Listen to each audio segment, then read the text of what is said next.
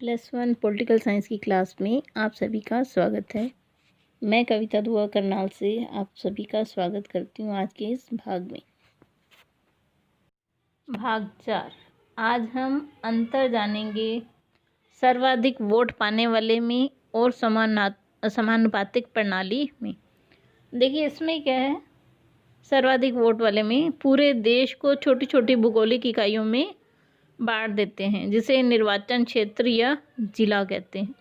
इसमें बड़े भौगोलिक क्षेत्र को एक निर्वाचन क्षेत्र मान लिया जाता है और पूरे का पूरा देश एक निर्वाचन क्षेत्र गिना जाता है। सबसे पहला अंतर ये कि उसमें आप छोटे छोटे जगहों पर एमएलए, एमपी इस और पंचायत, नगर निगम इस तरह के इलेक्शंस में, लेकिन उसमें क्या पूरे देश को ये एक निर्वाचन क्षेत्र माना जाता है।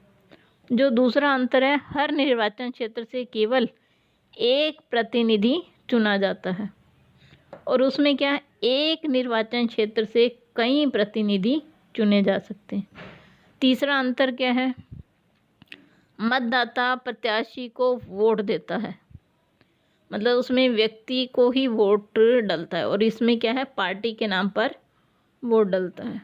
चौथा अंतर क्या है, पार्टी को प्राप्त वोटों के अनुपात से अधिक या कम सीटें विधायिका में मिल सकती हैं, लेकिन इसमें क्या है पार्टी को प्राप्त मत के अनुपात में ही विधायिका में सीटें मिलती हैं। जैसा कि हमने जाना था उसमें कि कांग्रेस और जनता दल को कैसे सीटें डिवाइड की गई थी। विजयी उम्मीदवार को जरूरी नहीं कि वोटों का बहुमत मिले, लेकिन उसमें क्या है बहुमत हासिल करना जरूरी है।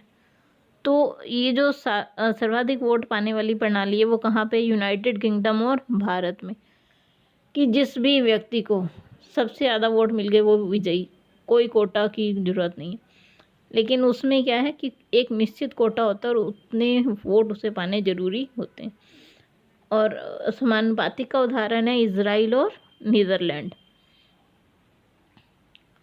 चलिए अब हम जानते हैं फर्स्ट पास द पोस्ट क्या है। इसे हम सरल बहुमत प्रणाली भी कहते हैं। निर्वाचन की एक प्रमुख प्रणाली है जिसमें जिस भी व्यक्ति को सर्वाधिक मत मिल जाते हैं उसे विजयी माना जाता है। मान लीजिए 100 वोट हैं टोटल, 100 में से जिस भी किसी को, हम ये कहते हैं कि 3 कैंडिडेट्स खड़े हैं, ठीक है जी, 3 कैंडिडेट खड़े हैं, एक को 41 मिले, एक को 40 और एक को 19, तो जिसे 41 मिले हैं वो जीत गया, ठीक है जी। तो इस प्रणाली में क्या होता है, जिस भी व्यक्ति को अधिक वोट मिलते हैं वो जीत जाता है, कोटा कोई मायने नहीं रखता। यह प्रणाली सबसे प्राचीन है, ब्रिटेन में 13वीं शताब्दी से यह प्रचलित हो रही है। राष्ट्रमंडल के देशों और अमेरिका में मतदान की यही सर्वमान्य प्रणाली है। भारत में लोकसभा और विधानसभा के चुनावों में इस प्रणाली का प्रयोग किया जाता है।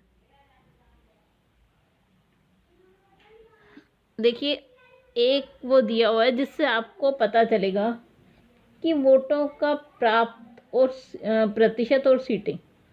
देखिए इसमें सबसे पहले हमें दिए कांग्रेस को 48% वोट मिले और 415 सीटें, ठीक है जी।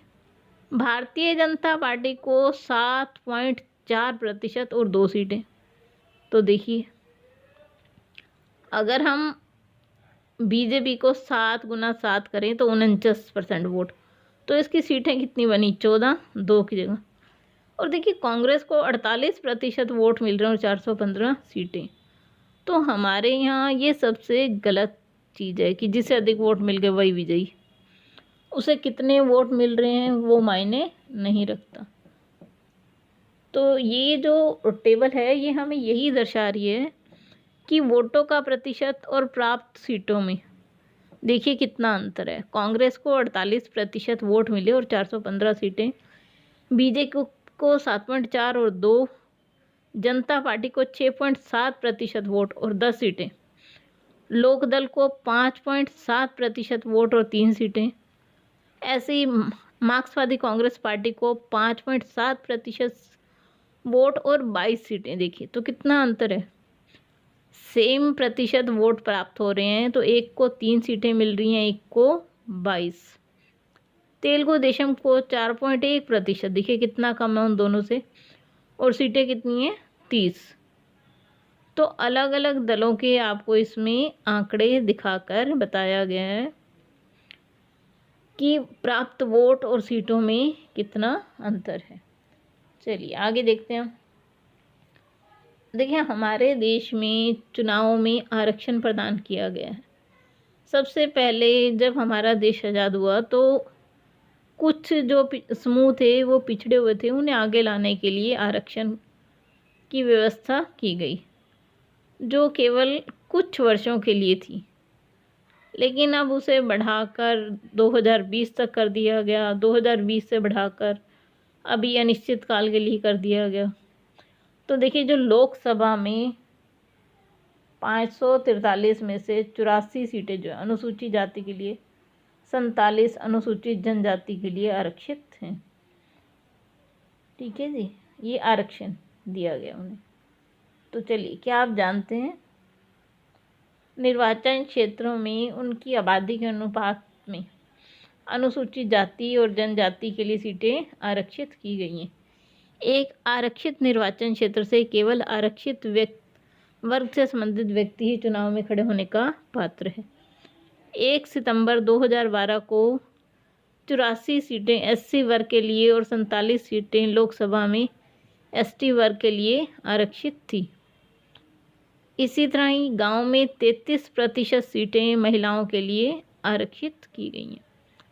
तो ये अलग अलग स्थानों पर अलग अलग आरक्षण प्रदान किया गया। देखिए निकाय चुनाव में 33%, लोकसभा में एससी वर्ग के लिए इतनी और एसटी वर्ग के लिए इतनी सीटें आरक्षित हैं। चलिए आगे चलते हैं।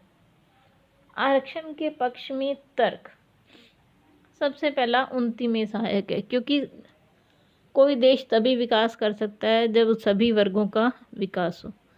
तो ये आर्थिक उन्नति में सहायक है, क्योंकि कुछ वर्ग अगर पिछड़े हैं तो उन्हें आगे लाने में इससे मदद मिल रही है। सामाजिक सम्मान में वृद्धि होती है इससे,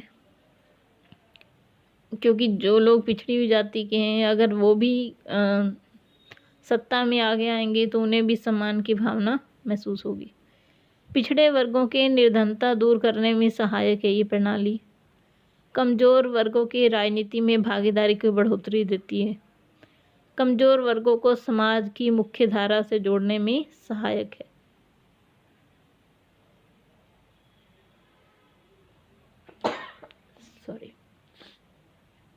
चलिए अब इसके विरुद्ध तर्क पढ़ लेते हैं कि काफ़ी जो लोग हैं वो आरक्षण के विरुद्ध हैं, तो वो क्या तर्क देते हैं। सबसे पहला कि प्रशासन में जातिवाद को बढ़ावा मिलता है इससे।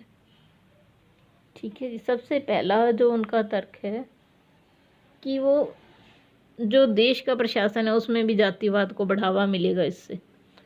दूसरी बात, आरक्षण से सभी को लाभ नहीं हुआ, केवल कुछ जो अमीर वर्गों के लोग हैं आरक्षित वर्ग में आते हैं वही आगे आ रहे हैं इसमें। जो गरीब लोग हैं, अनपढ़ लोग हैं, वो आज भी उसका कोई बेनिफिट नहीं ले रहे। आरक्षण समानता के विरुद्ध है। देखिए एक तरफ तो हम कहते हैं कि सभी को योग्यता के अनुसार मिलना चाहिए और दूसरी तरफ हम आरक्षण दे रहे हैं, तो ये समानता के विरुद्ध है। आरक्षण से निम्न जातियों की स्थिति सुधारने की अपेक्षा उनकी निर्भरताएं बढ़ी हैं। आरक्षण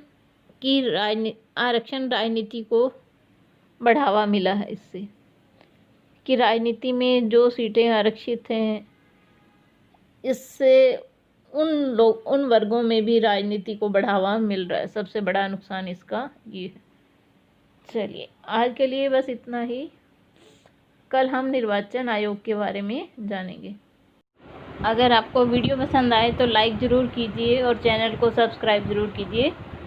आप सभी का बहुत बहुत धन्यवाद।